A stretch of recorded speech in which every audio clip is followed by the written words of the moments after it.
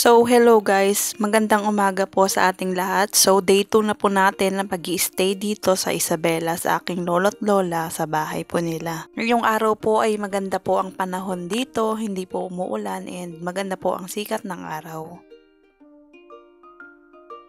Nung umaga, nakita ko yung lola ko na nagsisindi ng panggatong doon sa may dalikan or lutuan namin ng kanin para mas tipid at syempre hindi aksaya sa gaspool.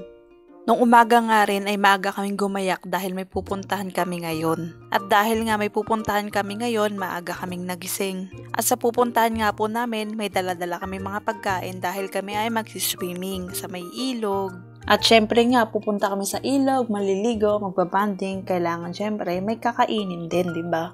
At syempre nga po, nasa ilog kami, may makikita kayong mga damit dyan sa may gilid. Dyan po yung mga nakasampay po nila, nakakalaba lang po. Dati din, nung maliliit pa kami, naliligo talaga kami sa mga ilog-ilog, sa karayan, ganyan. Minsan naglalaba din kami. And yung mga damit na nalabhan na namin, ay nilalagay namin sa bato para mabilis talaga nga siyang matuyo. Sa 2 araw ko pa nga lang dito, marami ng childhood memories na bumabalik sa utak ko. And sobrang saya talaga. Naalala ko tuloy nung minsang naligo kami sa karayan, yung habang naliligo kami, hindi namin namamalayan, may kalabaw palang dumudumi doon sa may tubig. And sobrang baho talaga.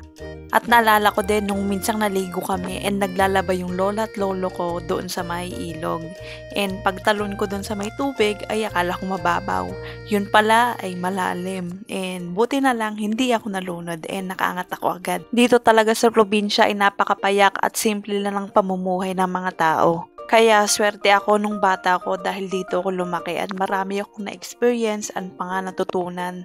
Na habang ngayon ako ay tumatanda, ay dala-dala ko pa rin lahat ng iyon. Ay tila ba lahat ng aral ay isang mapa na pagdala-dala mo palagi ay hinding-hindi ka maliligaw saan ka man maroroon. At napansin ko rin nung ako ay naririto sa Isabela, ay talagang napakalinis at napakaganda dito. Yung ilog, malinaw, and talagang may mga isdang lumalangoy. At pagkalipas nga ng ilang minuto, ay nandito na rin kami sa may ilog. And yung iba kong mga kasama ay naliligo na rin at nagtatampisaw. Mapabata man o matatanda, ay talagang nag-e-enjoy sa pagtatampisaw dito sa may tubig. Pagkababa nga din ng mga pagkain, ay agad na rin naligo ang aking tito sa may ilog. Ayan, pati ang aking lolo ay nagbibihis na rin ng kanyang pangligo. At dahil nga ngayon lang ulit kami nakaligo dito sa may ilog, ay nagtampisaw na rin kami kahit gaano man kalamig yung tubig ngayon.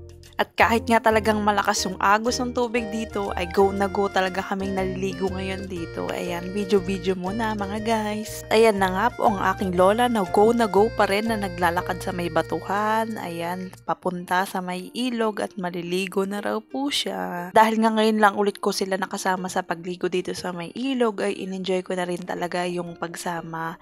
And kasama ko sila habang kami ay naliligo dito sa may ilog kahit malakas yung agos. And share ko nga lang din, naikwento lang din sa akin ng nanay ko.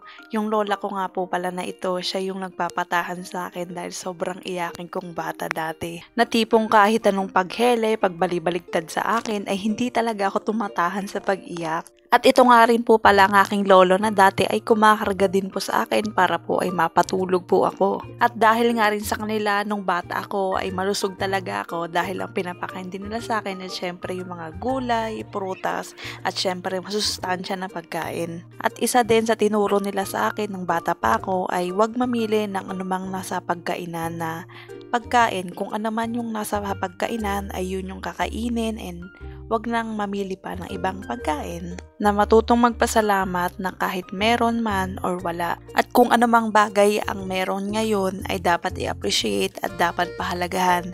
Dahil hindi naman araw-araw alam mo yung mangyayari sa buhay mo. Lahat tayo sa mundong ito ay may kanya-kanyang purpose sa buhay. Ano ngayon kung tinatawanan ka nila ngayon sa ginagawa mo, 'di ba?